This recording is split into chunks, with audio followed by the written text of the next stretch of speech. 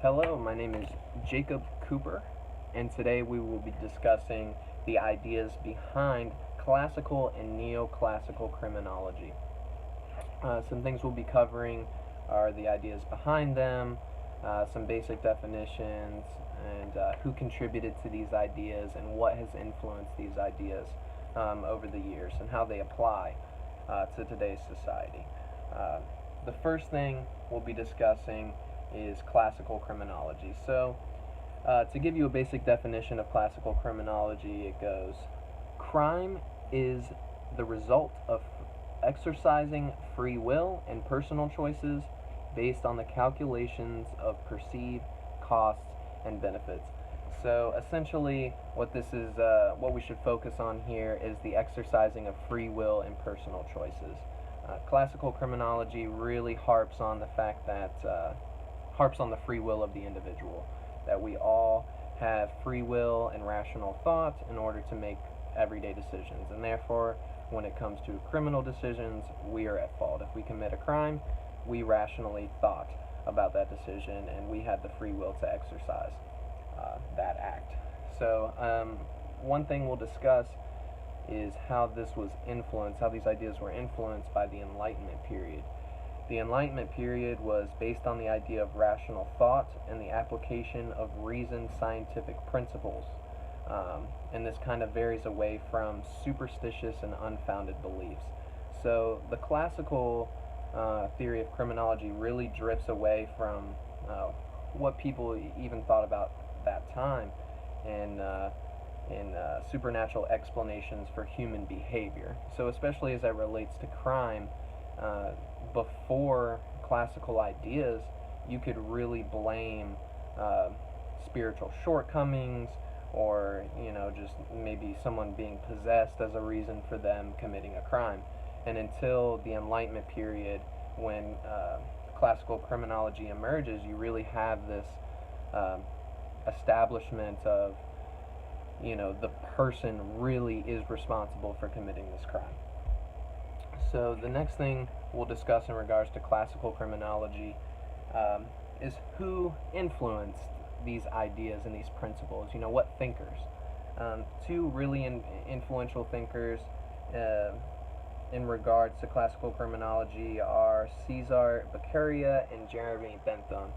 Beccaria really proposed some progressive ideas at that time, such as no one is punished unless they're guilty. No cruel and unusual punishment. The punishment should be used as a deterrent, and the punishment should only meet the weight of the crime. So your punishment shouldn't exceed, what the crime was, the harm to society, essentially. But the main thing we want to focus on with Beccaria and his influence to classical criminology is that he really implements the idea that criminals have control over their behavior, that they choose to commit crimes, and that they can be deterred by threat of certain punishment. So these are kind of the ideas behind classical criminology. Another person that also contributed to these ideas was Jeremy Bentham. He proposed the same thing, that human beings are fundamentally rational and that criminals will weigh the resulting pain of punishment against any pleasures derived from crime commission. So, once again, we're all rational, we can all think, and we all weigh, is this, worth, the probability of going to jail type thing. We're all conscious, we can all think that through. Okay, in regards to that's classical criminology in a nutshell, and those are the people that influenced it. And the main thing we want to focus on is free will. That's the theme behind classical. By the end of the Enlightenment period, though, by the end of the 1800s, classical criminology, the ideas behind the Enlightenment actually got kind of pushed away by something called positivism. Positivism was a belief that really harped on the acceptance of hard determinism, which is the acceptance or the belief that much of human behavior and therefore crime results from forces that are beyond the control of the individual. So, hard determinism, positivism basically says that the human is not responsible whatsoever. That, we have free will, but it's our socialization, the impact of it, genetics, economic condition, peer group influences, and other factors are the reasons we commit crimes. We have no control over our society, our genetics, and those things, and those are factors that are essentially going to make us commit crimes, and we're not responsible for that whatsoever.